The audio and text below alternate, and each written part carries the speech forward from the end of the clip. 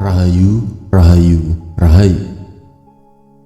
Di sana, pada kesempatan kali ini akan saya wedarkan mengenai pemahaman hakikat guru sejati. Di belantika kebatinan Jawa, ilmu seseorang itu dikatakan sudah mencapai puncaknya apabila sudah bisa menemui wujud guru sejati. Nah, guru sejati benar-benar bisa mewujud dalam bentuk halus. Wujudnya itu mirip dengan diri kita sendiri. Barangkali sebagian dari kita ada yang tanpa sengaja pernah menyaksikan atau bahkan berdialog, ataupun sekedar melihat diri sendiri tampak menjelma menjadi dua seperti melihat cermin.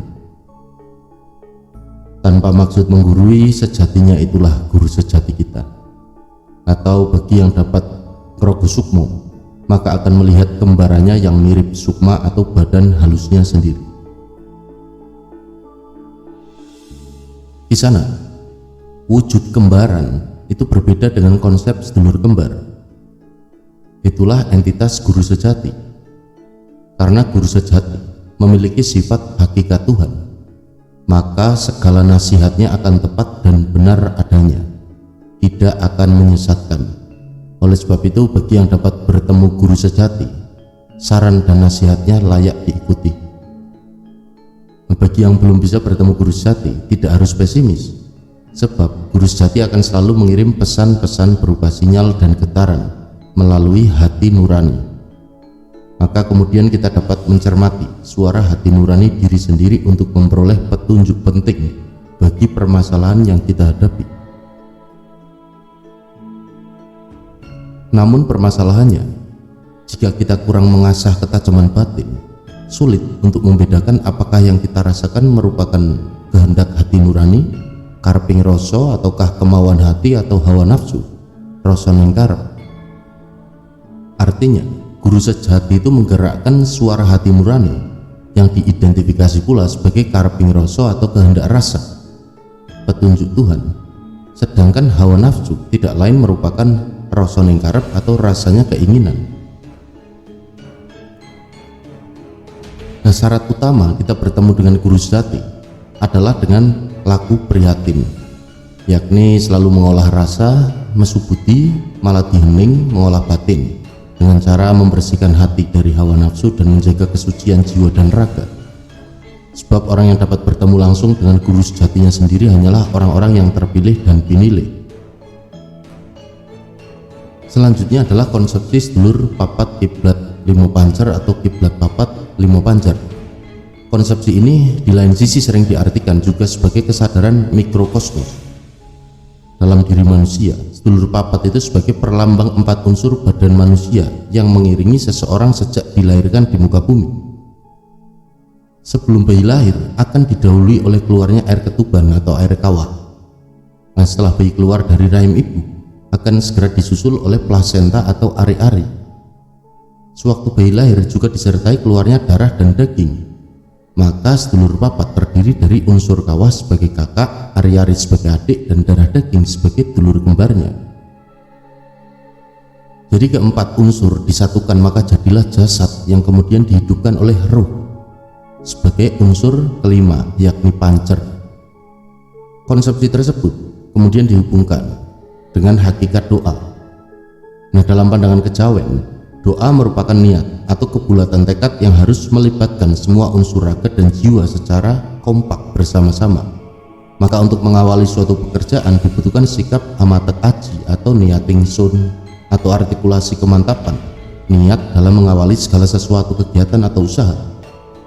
Itulah alasan mengapa dalam tradisi Jawa untuk mengawali suatu pekerjaan berat maupun ringan diawali dengan mengucap kakang kawah hadi hari-hari, kadangku kang lahir nunggal sedino lan kadangku kang lahir nunggal sewengi, sedulurku papat kiblat kelimo pancer, ewang-ewang ono aku sak perlu ono gawe.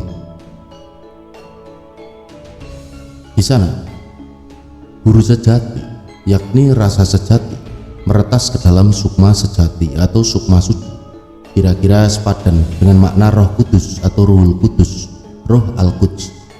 Kita mendayagunakan guru sejati kita dengan cara mengarahkan kekuatan metafisik sedulur papat dalam lingkup mikrokosmos untuk selalu waspada dan jangan sampai tunduk oleh hawa nafsu. Nah, bersamaan menyatukan kekuatan mikrokosmos dengan kekuatan makrokosmos, yakni papat kiblat alam semesta yang berupa energi alam dari 4 arah mata angin, lantas melebur ke dalam kekuatan pancar yang bersifat transenden, Tuhan yang Maha Kuasa. Setiap orang itu bisa bertemu guru sejatinya dengan syarat kita dapat menguasai hawa nafsu negatif, nafsu lawamah atau nafsu serakah, makan minum, kebutuhan ragawi, amarah, nafsu angkara murka, supia, mengejar kenikmatan duniawi, dan menggapai nafsu positif dalam sukma sejati al-mutmainah. Sehingga jasad dan nafs atau hawa nafsulah yang selalu mengikuti kehendak sukma sejati untuk menyamakan frekuensinya dengan gelombang yang maha suci. Sukma itu menjadi suci tatkala sukma kita sesuai dengan karakter dan sifat hakikat gelombang zat yang maha suci yang telah meretas ke dalam sifat hakikat guru sejati, yakni sifat-sifat sangholik yang minimal itu meliputi 20 sifat. Nah, peleburan ini dalam terminologi Jawa disebut manunggaling kawula Gusti. Di sana tradisi Jawa itu mengajarkan tata cara membangun sukma sejati dengan cara manunggaling kawula Gusti atau penyatuan atau penyamaan sifat hakikat makhluk dengan Sang Pencipta, wahdatul wujud. Sebagaimana makna warongko manjing curiko, manusia masuk ke dalam diri Tuhan. Ibaratnya Arya Sena itu masuk ke dalam tubuh Dewa Roji, atau sebaliknya Tuhan menitis ke dalam diri manusia, curiko manjing warongko, laksana Dewa Wisnu menitis ke dalam diri Prabu Kresna. Nah, sebagai upaya manunggaling kawula Gusti, segenap upaya awal dapat dilakukan seperti melalui ritual mesubudi, maladihening, tarak broto, topo broto, pujo broto, lalu bangun di dalam tidur, sembahyang di dalam bekerja. Nah, tujuannya agar supaya mencapai tataran hakikat, yakni dengan meninggalkan nafsul lawamah, amarah, supiah, dan menggapai nafsul al-mutmainah. Di sana Kejawen itu mengajarkan bahwa sepanjang hidup manusia hendaknya laksana berada dalam bulan suci Ramadan. Artinya semangat dan kegigihan melakukan kebaikan, membelenggu setan hawa nafsu hendaknya dilakukan sepanjang hidupnya, jangan hanya sebulan dalam setahun. Selesai puasa lantas lepas kendali lagi. Nah, pencapaian hidup manusia pada tataran tarekat dan hakikat secara intensif akan mendapat hadiah berupa kesucian ilmu makrifat. Suatu saat nanti jika Tuhan telah menetapkan kehendaknya, manusia itu dapat menyelam ke dalam tataran tertinggi, yakni makna qodratullah, yakni substansi dari manunggaling kawula Gusti sebagai ajaran paling mendasar dalam ilmu kejawen, khususnya dalam anasir ajaran Sesiti Jenar.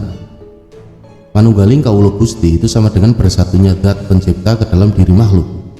Pancaran zat telah bersemayam menerangi ke dalam guru sejati atau sukma sejati. Keberhasilan mengolah guru sejati tatarannya akan dapat dicapai apabila kita sudah benar-benar lepas dari basyar atau raga atau tubuh, yakni jiwa yang telah merdeka dari penjajahan jasad. Bukan berarti kita harus meninggalkan segala kegiatan dan aktivitas kehidupan duniawi, itu salah besar. Sebaliknya, kehidupan duniawi menjadi modal atau bekal utama meraih kemuliaan baik di dunia maupun kelak setelah ajal tiba. Maka seluruh kegiatan dan aktivitas kehidupan duniawi sudah tidak dicemari oleh hawa nafsu.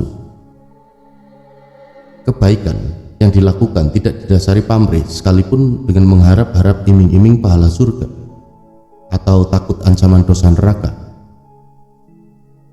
melainkan kesadaran makrokosmos dan mikrokosmos akan kodrat manusia sebagai makhluk Tuhan. Hendaklah memposisikan diri bukan sebagai seterunya, tetapi sebagai sekutunya, sepadan dan merasuk ke dalam gelombang ilahiyah. Kesadaran spiritual bahwa kemuliaan hidup kita apabila kita dapat bermanfaat untuk kebaikan bagi sesama tanpa membeda-bedakan masalah sara. Orang yang memiliki kesadaran demikian, hakikat kehendaknya merupakan kehendak Tuhan. Apa yang dikatakan menjadi terwujud. Setiap doa akan terkabul. Ucapannya diumpamakan iduk geni atau ludah api, yang diucapkan pasti terwujud. Kalimatnya menjadi sabdo pandito ratu, selalu menjadi kenyataan. Di sana Selain itu, tataran tinggi pencapaian ilmu batin atau spiritual itu dapat ditandai apabila kita dapat menjumpai wujud diri kita sendiri, yang tidak lain adalah guru sejati kita. Lebih dari itu, kita dapat berdialog dengan guru sejati untuk mendengarkan nasihat-nasihatnya, petuah dan petunjuknya. Guru sejati berperan sebagai mursyid yang tidak akan pernah berbicara omong kosong dan sesat, sebab guru sejati sejatinya adalah pancaran dari gelombang yang maha suci. Di sanalah kita sudah dekat dengan relung Sastro Jendro Hayuningrat, yakni ilmu Linweh, ibu dari segala macam ilmu. Karena mata batin kita akan melihat apa-apa yang menjadi rahasia alam semesta, sekalipun tertutup oleh pandangan visual manusia maupun teknologi. Tanda-tanda pencapaian itu antara lain, kadang seseorang itu diizinkan Tuhan untuk mengetahui apa yang akan terjadi di masa yang akan mendatang melalui vision, mimpi, maupun getaran hati nurani. Semua itu dapat merupakan petunjuk Tuhan. Maka tidak aneh apabila di masa silam nenek moyang kita, para leluhur Bumi Nuswantara yang memperoleh kewaskitaan kemudian menuangkannya dalam berbagai karya sastra kuno berupa suluk, serat, dan jangka atau ramalan, prediksi. Jangka atau prediksi diterima oleh budaya Jawa sebagai anugerah besar dari Tuhan. Terkadang dianggap sebagai peringatan Tuhan agar supaya manusia itu dapat mengkoreksi diri, hati-hati, selalu eling waspada dan melakukan langkah antisipasi. Di sana ada satu pertanyaan yang paling mendasar. Pentingkah guru sejati dalam kehidupan kita? Jika jawabannya ada merujuk pada narasi di atas, peran guru sejati itu sangatlah penting dalam kehidupan kita yang penuh ranjau ini. Perahu kehidupan kita berlabuh dalam samudera kehidupan yang penuh dengan mara bahaya. Kita harus selalu eling lan waspada, sebab setiap saat kemungkinan terburuk dapat menimpa siapa saja yang lengah. Guru sejati itu akan selalu memberi peringatan kepada kita akan mara bahaya yang mengancam diri kita. Guru sejati akan mengarahkan kita agar terhindar dari malapetaka dan bagaimana cara jalan keluar harus ditempuh. Karena guru sejati merupakan entitas zat atau energi kebaikan dari pancaran cahaya ilahi, maka guru sejati memiliki kewaskitaan yang luar biasa. Guru sejati sangat cermat mengidentifikasi masalah dan memiliki ketepatan tinggi dalam mengambil keputusan dan jalan keluar. Biasanya guru sejati itu bekerja secara preventif antisipatif, membimbing kita agar supaya tidak melangkah menuju kepada hal-hal yang akan berujung pada kesengsaraan, malapetaka atau musibah. Konsep tentang guru sejati sebagaimana ajaran Jawa itu dapat ditelusuri melalui konsep sedulur papat limo pancer. Dalam konsep pewayangan yang makna dan hakikatnya dapat dipelajari sebagaimana tokoh dalam Pandhawa Lima. Namun demikian, dalam perjalanannya mengalami pasang surut dan proses dialektika dengan anasir asing, yakni Hindu, Buddha, Arab.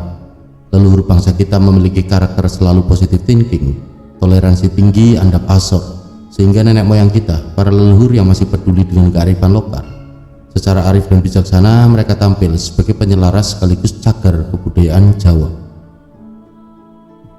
Di sana, setelah Islam masuk ke Nusantara, ajaran kejawen mendapat anasir Arab dan terjadi sinkretisme.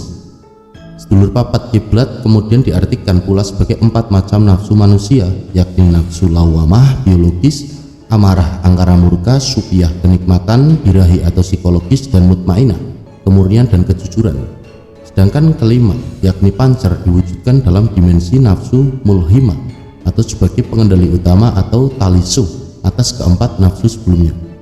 Konvergensi antara kejawen dengan tradisi Arab disusunlah klasifikasi sifat-sifat nafsu jasadiyah dengan diaplikasikan ke dalam lambang aslinya, yakni tokoh wayang. Lawamah sama dengan Tosomuko, amarah sama dengan Kumbokarno, supiyah sama dengan Sarpo Kenoko, dan mutmainah sama dengan Gunawan Wibisono. Nah, demikianlah di sana peredaran singkat mengenai pemahaman atau memahami hakikat guru sejati. Semoga berkenan dan semoga pula bermanfaat. Sampai berjumpa pada wedaran-wedaran selanjutnya. Mugi rahayu sakum dumadi.